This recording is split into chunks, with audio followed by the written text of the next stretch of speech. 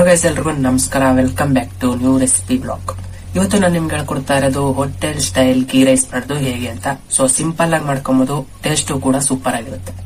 So ನೀವೇನಾದ್ರು ಚಾನಲ್ಗೆ ಹೊಸಬರಾಗಿದ್ರೆ ನೀವು ಮಾಡ್ಬೇಕಾಗಿರೋದು ಇಷ್ಟೇ, ಚಾನಲ್ಗೆ ಸಬ್ಸ್ಕ್ರೈಬ್ ಆಗಿ ಹಾಗೆ ನಿಮ್ಮ ಸ್ನೇಹಿತರ ಜೊತೆಗೂ ಶೇರ್ ಮಾಡಿ, ವಿಡಿಯೋಗೊಂದು ಲೈಕ್ ಮಾಡಿ. ಬನ್ನಿ ಇನ್ನು ತಡ ಮಾಡ್ದಲ್ಲ ಕಿಚನ್ಗೆ ಹೋಗಿ ವಿಡಿಯೋನ ಸ್ಟಾರ್ಟ್ ಮಾಡೋಣ.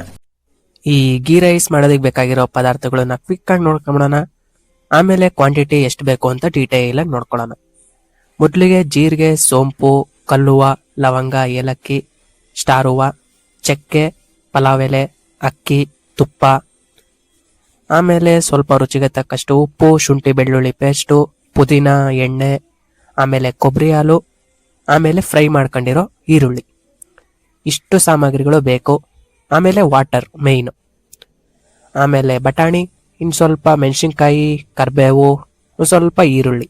ಇಷ್ಟು ಸಾಮಗ್ರಿಗಳಿದ್ರೆ ಸಾಕು, ನಮ್ಮ tasty and easy and quick ghee rice ready.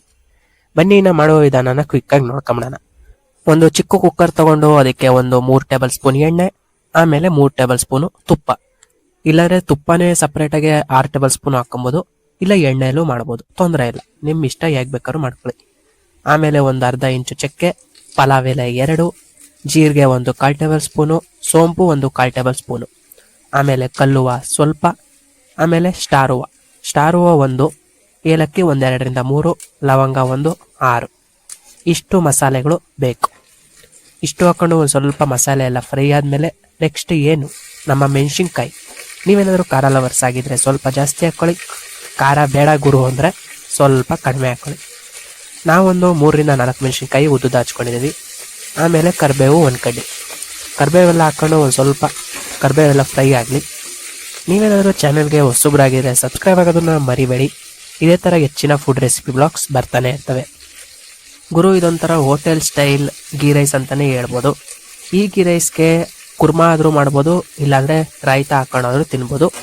ಎರಡಕ್ಕೂ ಒಳ್ಳೆ ಟೇಸ್ಟ್ ಅಂತಲೇ ಹೇಳ್ಬೋದು. ಕರಿಬೇವೆಲ್ಲ ಒಂದು ಸ್ವಲ್ಪ ಫ್ರೈ ಆದಮೇಲೆ ಈರುಳ್ಳಿ 1 2 ಗಡ್ಡೆ ಉದ್ದುದ ಹಚ್ಕೊಂಡಿದ್ದೀವಿ ನಾವು.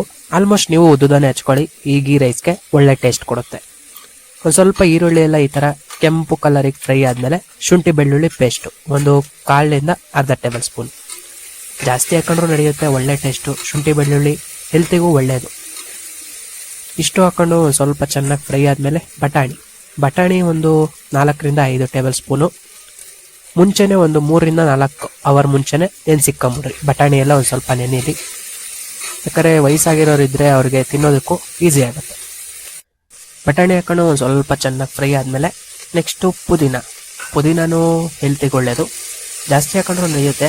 ಯಾಕೆ ಜಾಸ್ತಿ ಹಾಕೊಂಡಿಲ್ಲ ಅಂದರೆ ಕಹಿ ಬಂದ್ಬಿಡುತ್ತೆ. ಆಮೇಲೆ ಅದಕ್ಕೇ ಸ್ವಲ್ಪ 1 2 ಕಡ್ಡಿ ಅಷ್ಟು ಹಾಕೊಂಡಿದ್ದೀವಿ, ಜಾಸ್ತಿ ಬೇಡ ಅಂತ.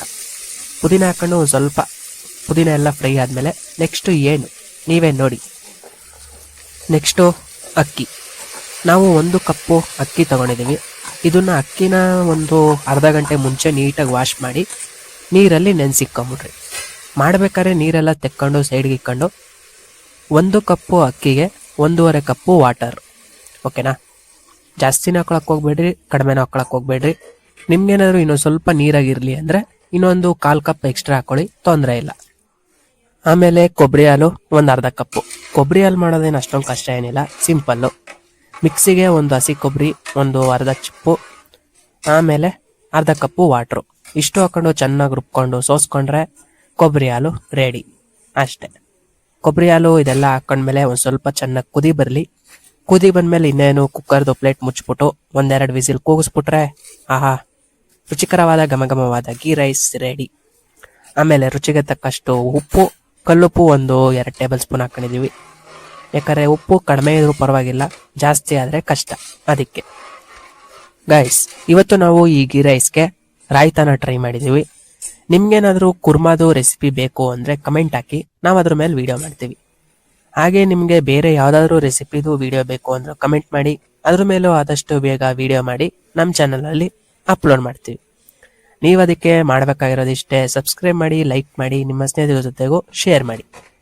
ಆಮೇಲೆ ಲಾಸ್ಟಿಗೆ ಒಂದು ಸ್ವಲ್ಪ ಪುದೀನ ಉದುರಿಸ್ಬಿಟ್ಟು ಕುಕ್ಕರ್ನ ಮುಚ್ಚಿಬಿಟ್ಟು ವೈಟ್ನ ಹಾಕಿ 1 2 ವಿಸಿಲ್ ಕೂಗಿಸಿ ಆಮೇಲೆ ತೆಗೆದ್ರೆ ಹಿಂಗಿರುತ್ತೆ ಘಮ ಘಮ ಅಂತ.